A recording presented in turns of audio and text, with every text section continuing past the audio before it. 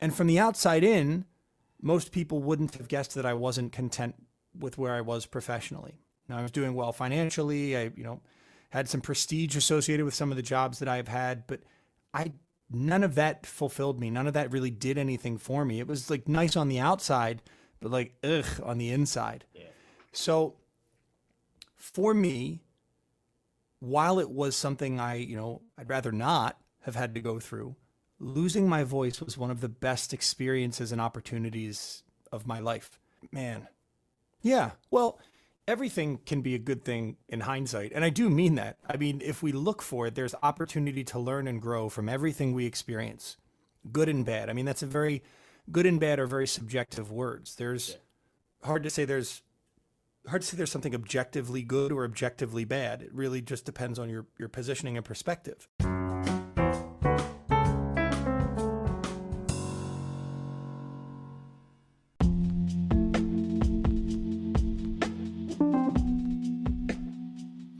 Hi, and welcome to the Sunday Lunch Project Manager podcast for Sunday, the 8th of January, 2023. This is your host, Nigel Creaser, and today I'm talking to Greg Offner, the piano guy. Some of you will have been long-term listeners and will be aware that I've started this podcast on a product called Anchor. So when I started, I was working out how do I do it?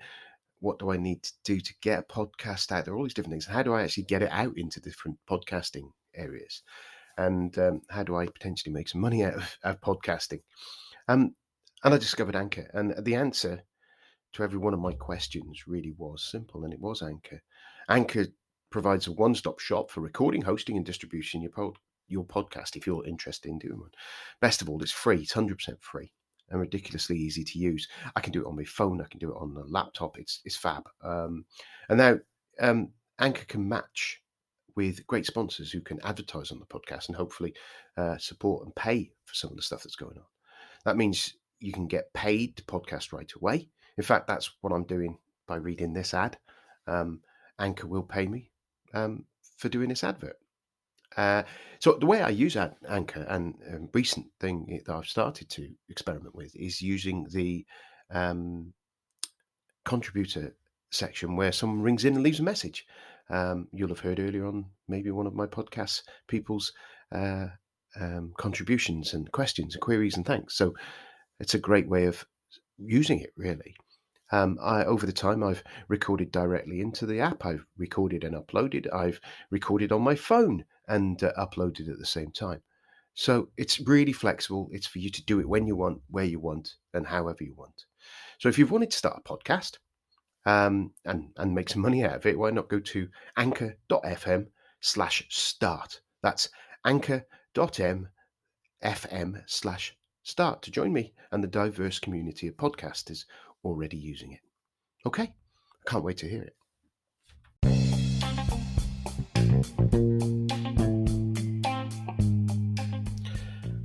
So I hope you all had a great Christmas and festive period, or whatever you celebrated over that time. It's a bit of a shock for me going back into work again. I think all of us feel that way after that holiday, because it is a bit of a kickback down time, though we had quite a busy time during it. And I have straight back into our finance week. So for those who are in that project management field, when you have that month-end finances that you're going through, it's always quite a busy part of the month. But they're all done now from my perspective, and a few other things going on. Been looking at planning what I'm doing for the rest of the year, looking a bit more detail at some of the things I shared on my 2023 targets, and playing around with a few AI type stuff. I saw a post on LinkedIn which I'm casting around on my desk, looking to see if it's on my desktop. It isn't anymore. I can't share the name of the person.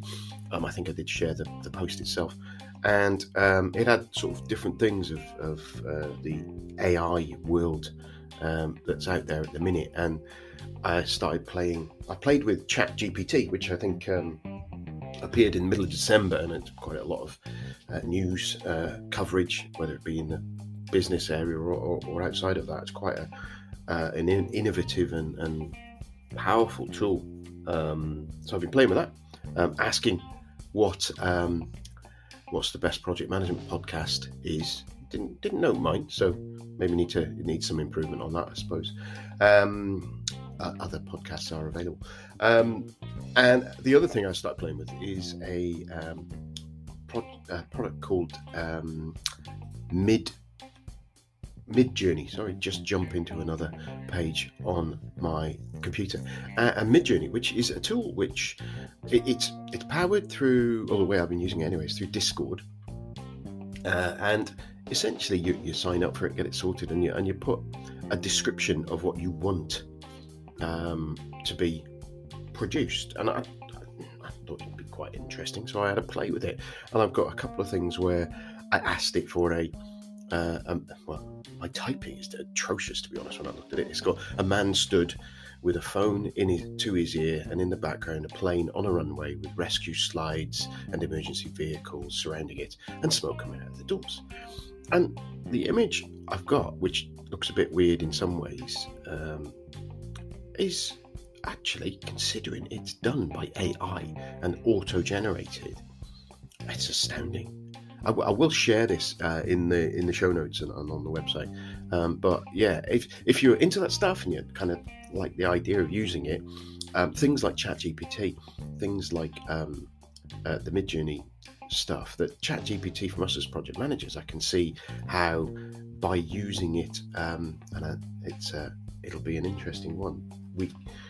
Generating status updates is an area I can see it becoming quite useful. You're inputting generic details of it, and it may be able to form a more we'll be able to use it to form more concise or more better ways of giving data out there. And there's a few other on there. I think there's one called Hemingway, which I believe is one that you can drop some text in, and it will recraft it in shorter, more consumable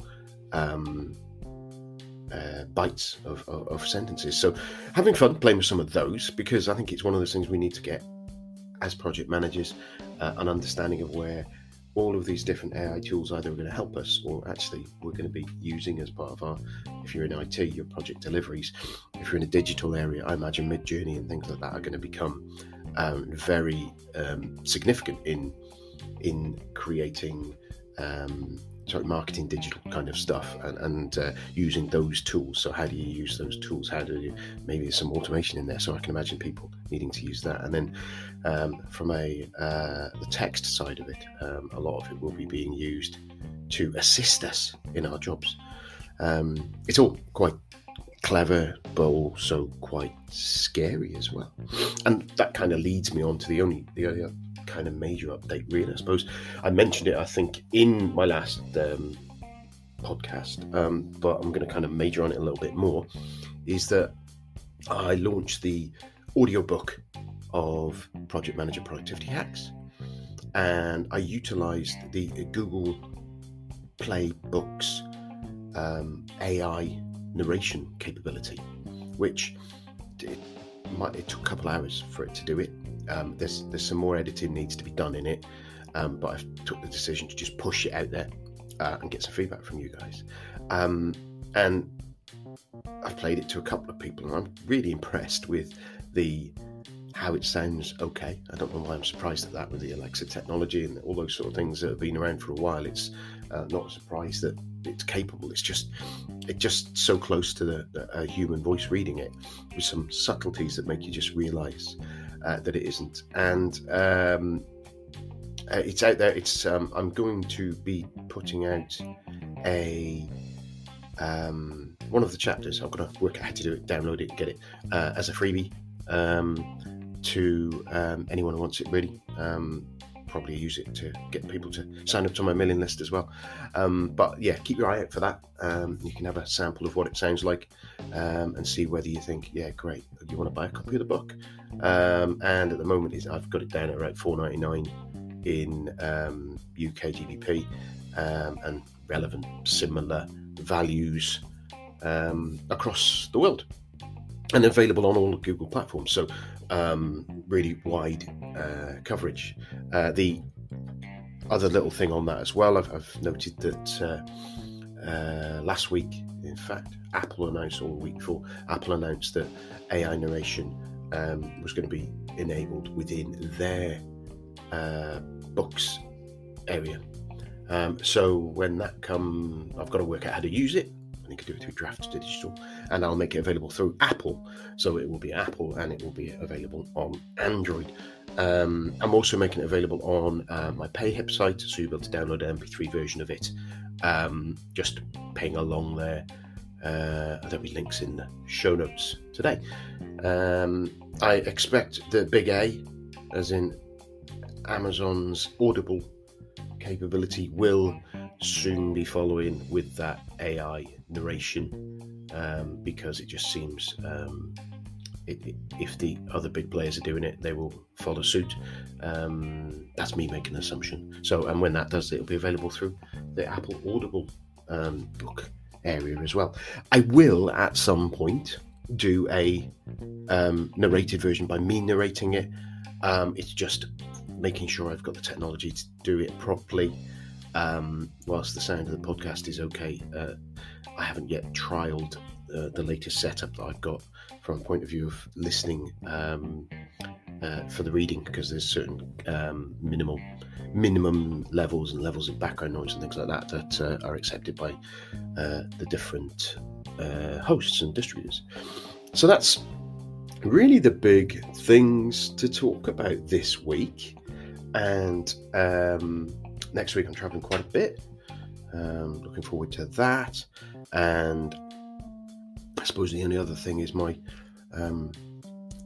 I have narrated a little bit of, not narrated, what's the word? Dictated a little bit of my next project management related book.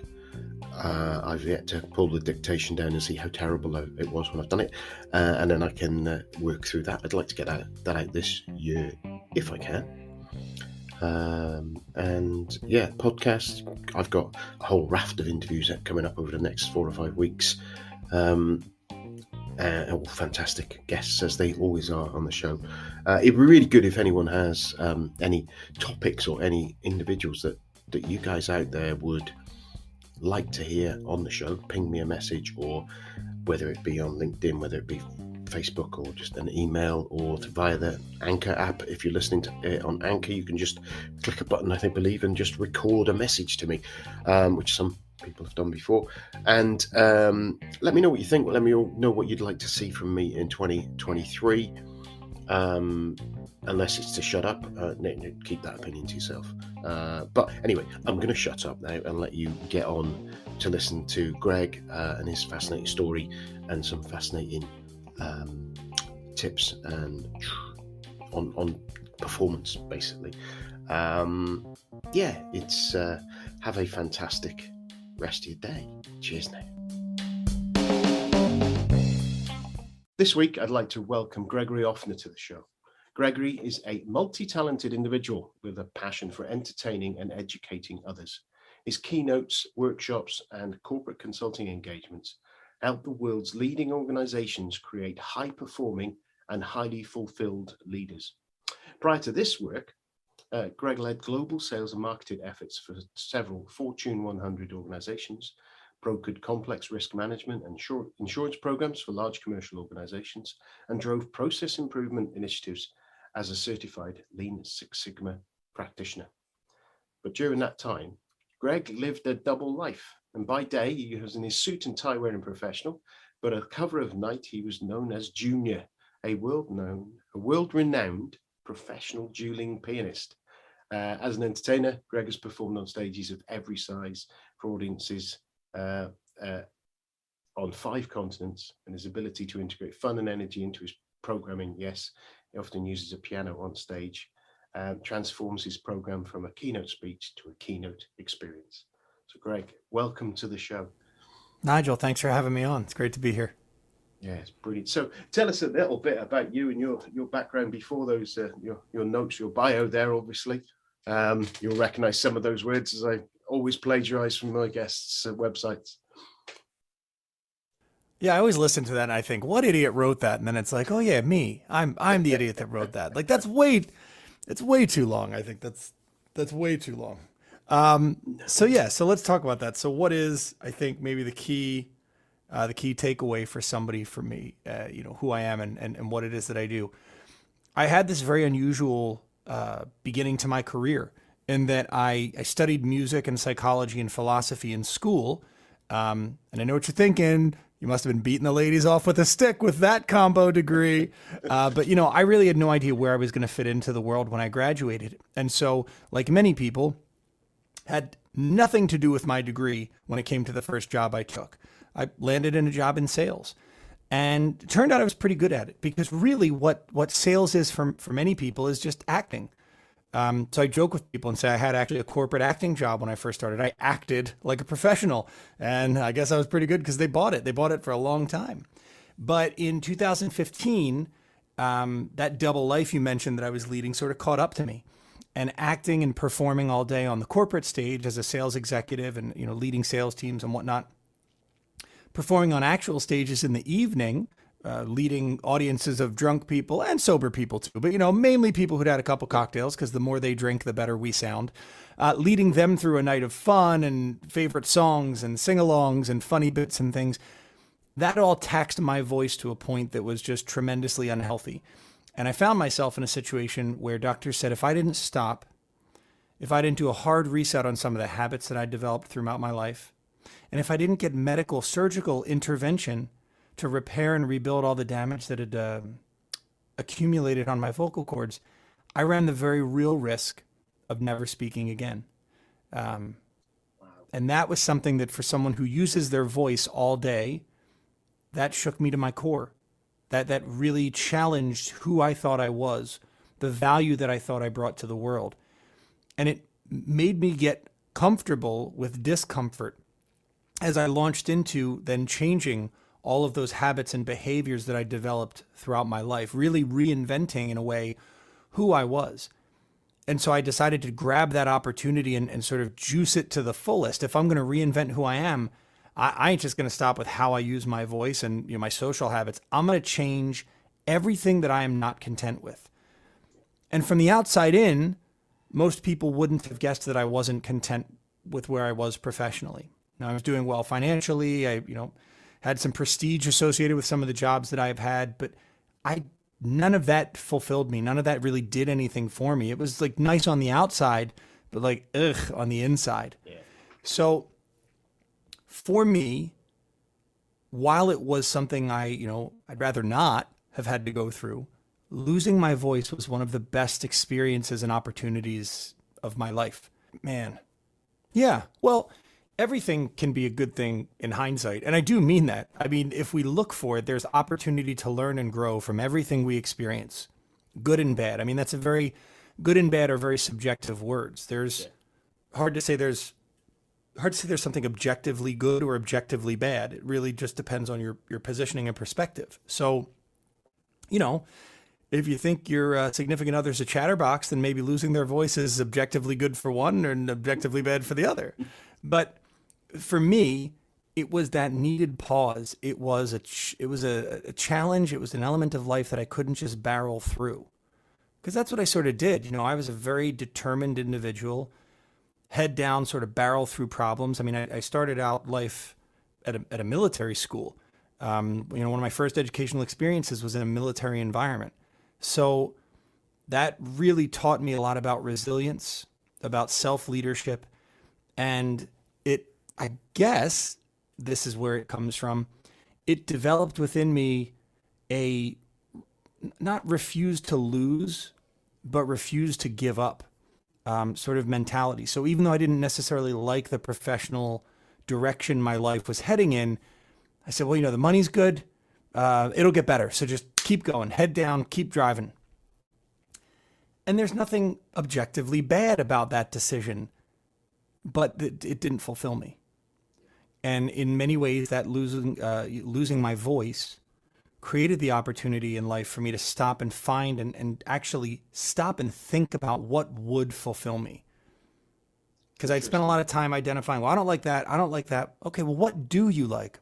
I don't know, but I got stuff to do. I'll figure that out later.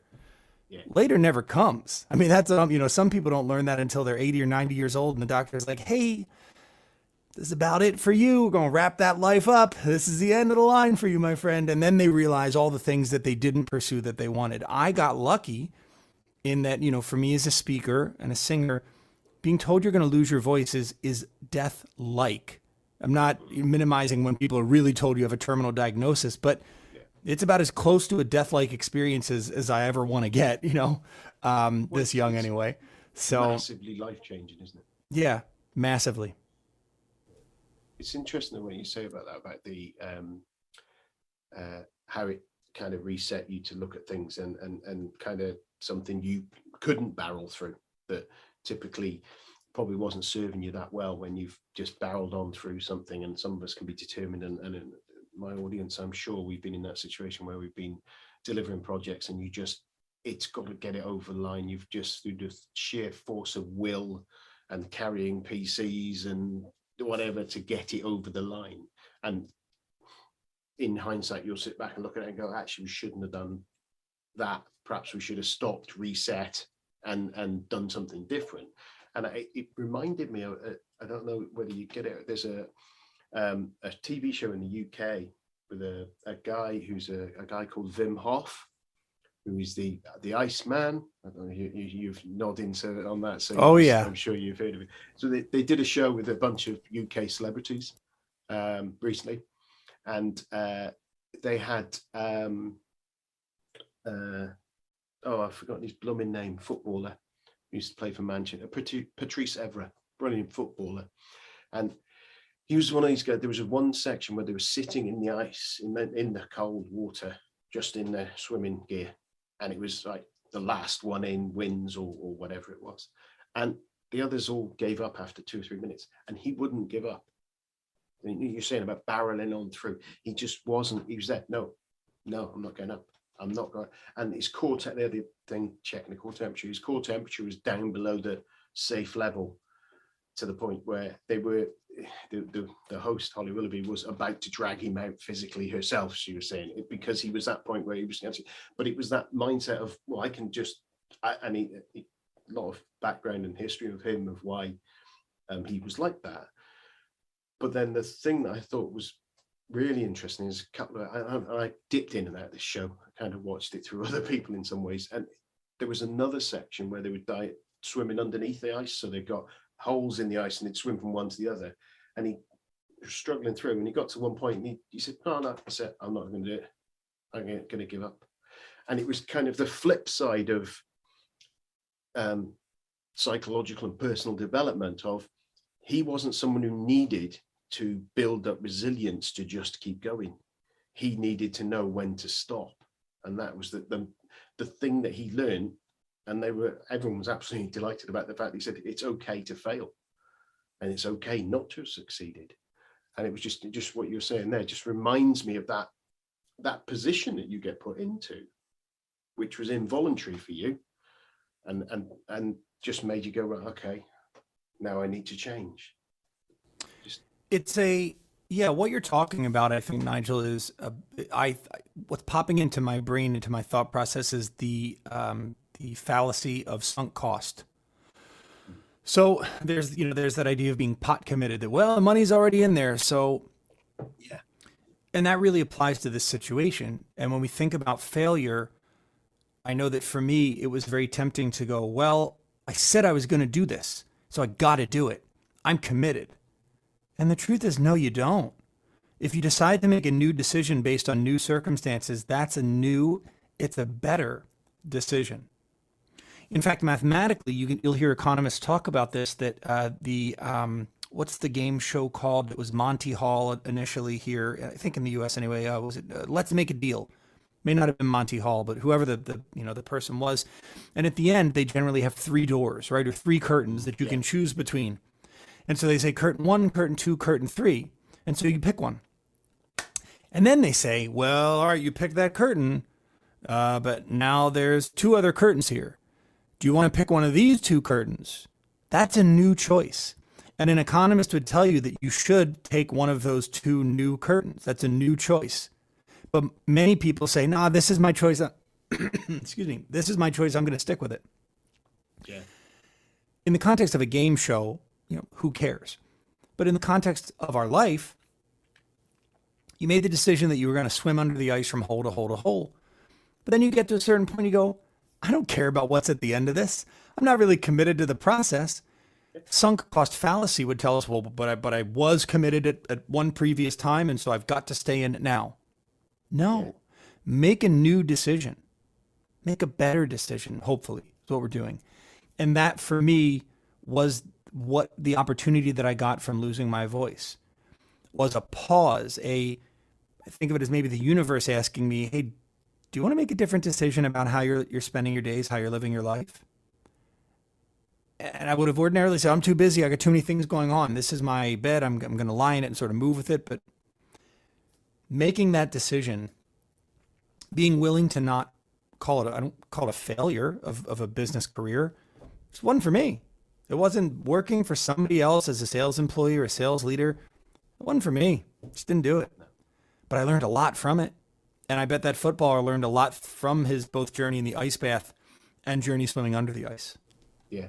Yeah, I think it's quite,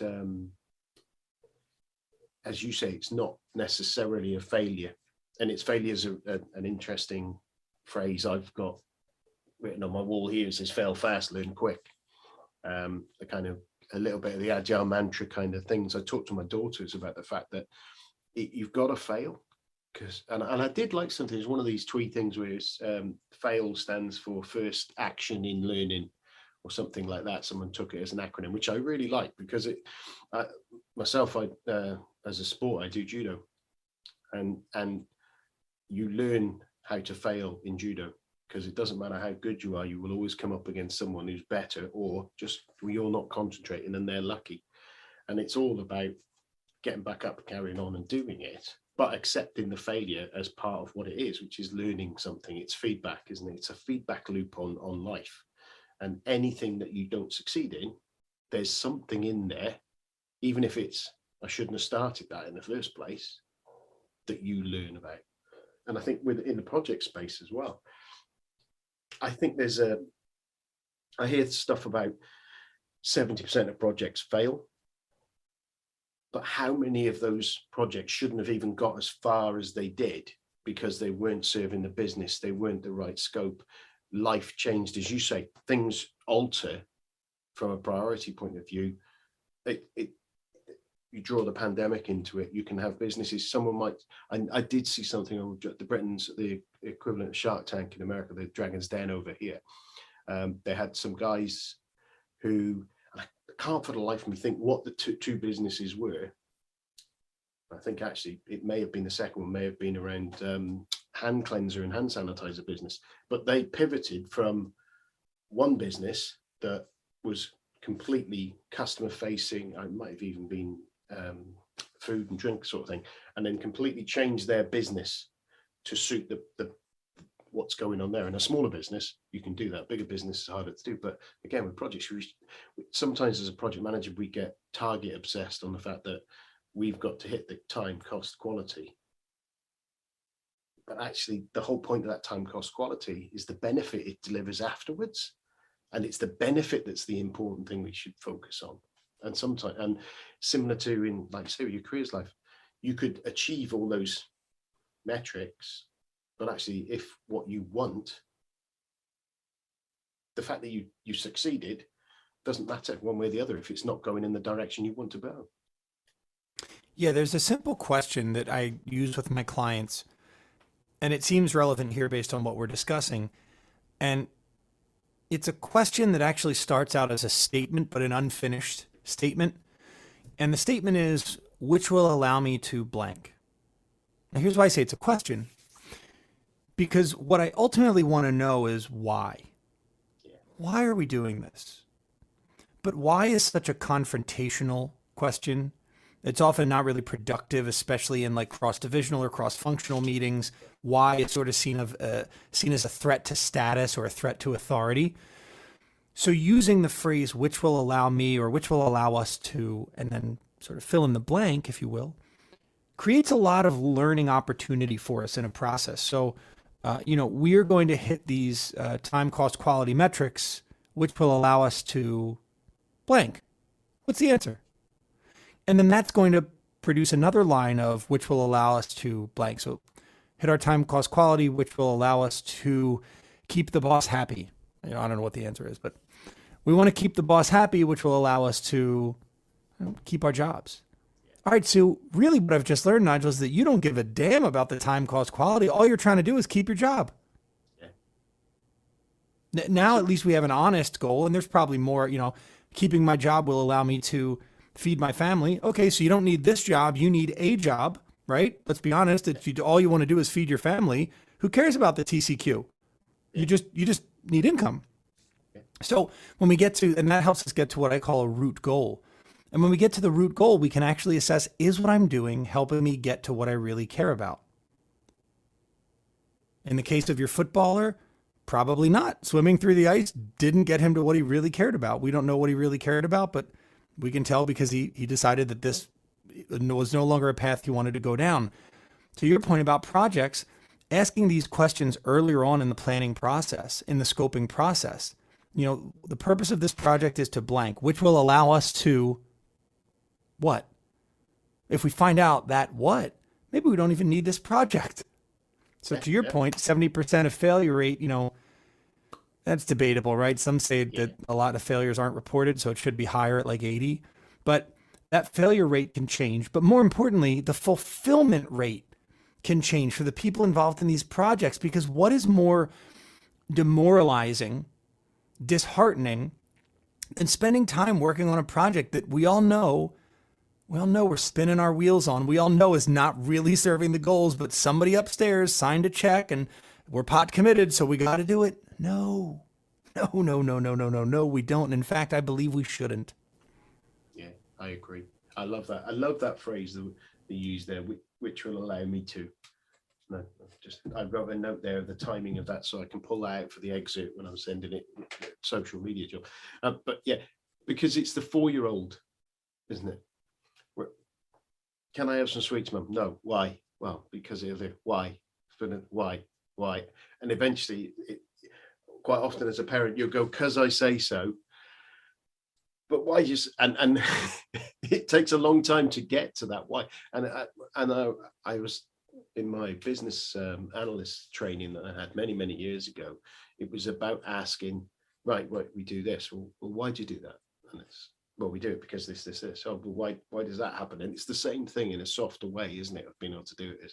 And it's actually I think a really good introspective way of doing it, which will allow me to, if you're looking at your career, if you're thinking about what your own personal things are about, if you're all sat in a room, is why are we doing this? Which will allow me, and you can all go through that process of understanding, but having to go all the way to the bottom of it. I really like that. It's really interesting. And you can apply it to other things in life. I mean, I remember at one point, I wasn't ready to start this business. I was in the planning phase of making the shift, but I wasn't ready. I had a rough week, a real rough week at my day job. And I remember thinking, I'm going to go in on Monday and dramatically and ceremoniously quit. I'm just going to quit. I thought, man, what's that going to do for me? So I'm going to quit, which will allow me to what? And as I thought about that, I realized that I wanted to feel like I was in charge. It's control, isn't it? It was control. Wanted to quit because it was my way of asserting control. But what happens after we quit?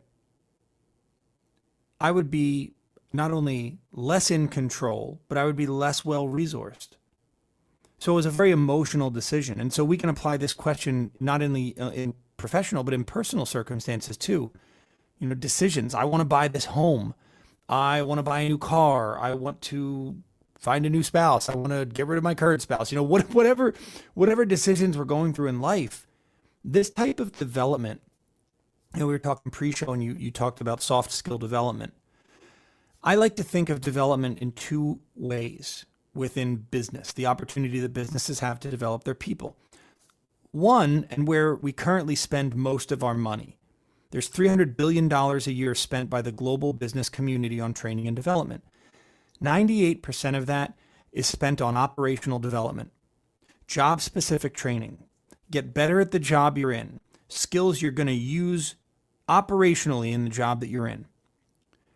Only 2% of it is spent on what I call aspirational training. And here in the US, there's a slogan that was used by the United States Army for about 20 something years. It was the longest tenured slogan that they ever used. And the slogan was "Be all you can be." That's an aspirational slogan.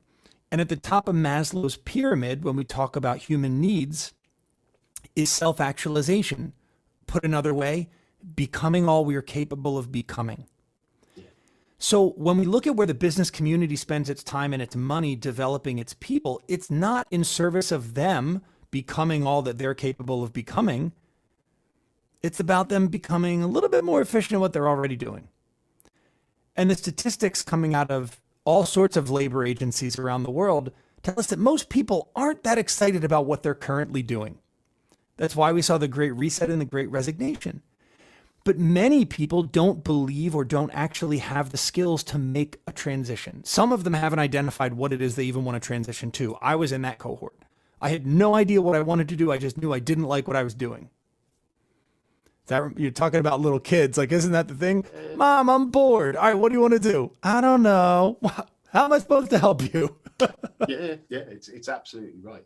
But it draws that base thing, doesn't it? On that is that it's really funny because the conversation I had with another guest earlier today, he's got a book called The Career Toolkit, and it talks about those soft skills as a lot of people talk about them. What I see as the fundamental skills, those are the base. If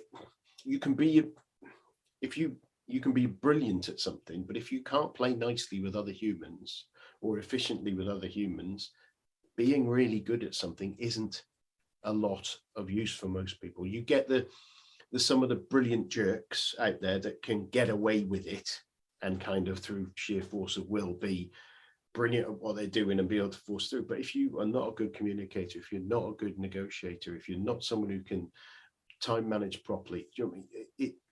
All those sort of those I still think of kind of base things. They're not about doing the job, they're about how you do the job. And that's the thing is the bit where we can really leverage our people and ourselves. Well, and it's hard because our entire life, it seems right now, is built up around getting to the next part of life. So if you're in school, right, whether it's at the elementary level or at the collegiate level, most students aren't necessarily interested in learning. They're interested in learning what they need to know to pass the test, to get the grade, to get to the next level, to pass the test, to get to the next exam, to get to the next form, to graduate, to get the job, to get the next job. It's all about the next thing. And we're never really enjoying or intentionally growing from what we're doing right now.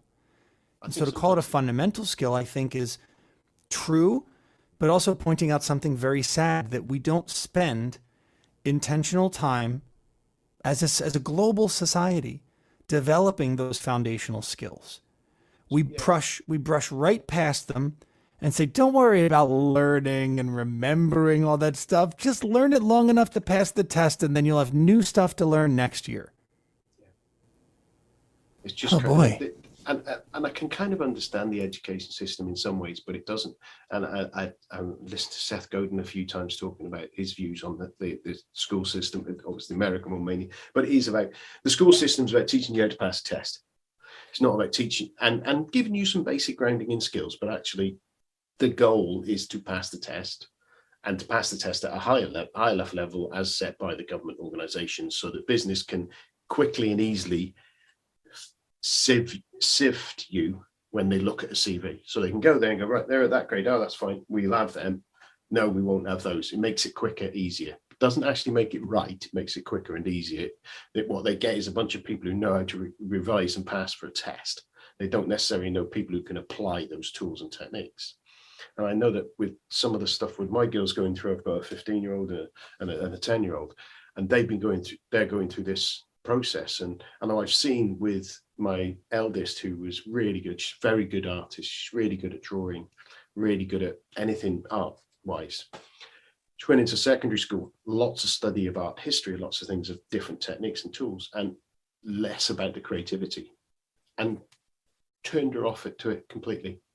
Within 6 months of being there, that was her least favorite subject. Whereas prior to that, you couldn't stop her drawing something just for fun. And fortunately, she still does, and she will pick it back up, I'm sure. But the system seemed to kind of push you. They don't keep that passion, that love, and that interest in these topics that they have. Whether they, and it's, I recognize it's hard to do it and fit it all in. But again, if you've got a kid who's good into music, they love the music, there will be a level of creativity in there. But the music's a hard one because it takes a long time, doesn't it, to learn those basics in order to then really start being creative. But even so, the music doesn't teach you anything about super creative as part of that process. And playing music, being creative with your own music is whilst I wouldn't say I'm any good at it, I do like messing around on a guitar and just with a few vocals on my own, and I find great pleasure and great relaxation doing that. But, Well, it's its own language. yeah, Music is a language. That's what I think sets folks who study music apart from others. Is that even from a young age, you don't know Mandarin, maybe you do, maybe you don't. You don't know Spanish, maybe you do, maybe you don't. But if you've taken piano lessons, you know music, and that's a language. It's a different way of thinking about organizing and synthesizing symbols. You know, like A, B, C, D, E, F, G are nothing more than symbols. We call them letters, but they're symbols. Just like back in the day, you know, pre-linguistic society just used drawings, and that's how we all, you know, communicated.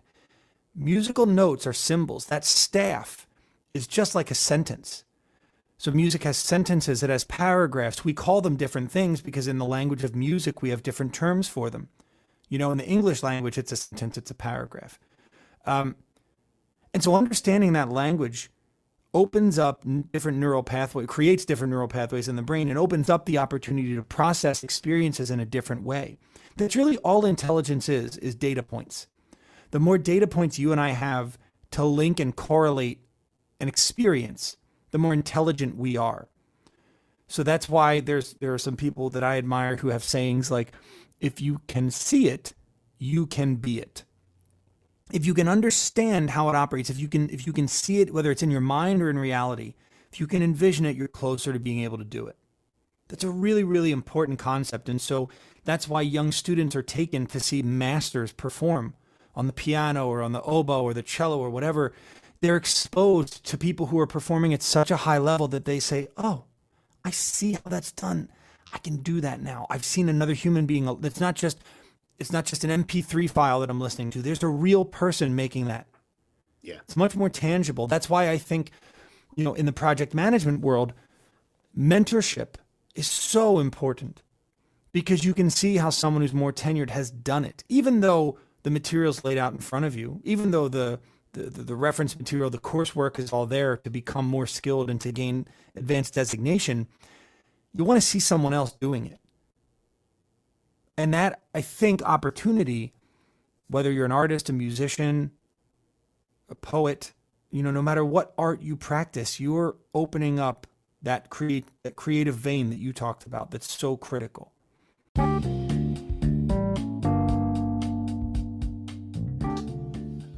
I'm sure you loved that first part of the chat with Greg, and the second part's next week. So whatever you're doing, have a fantastic week. Bye now.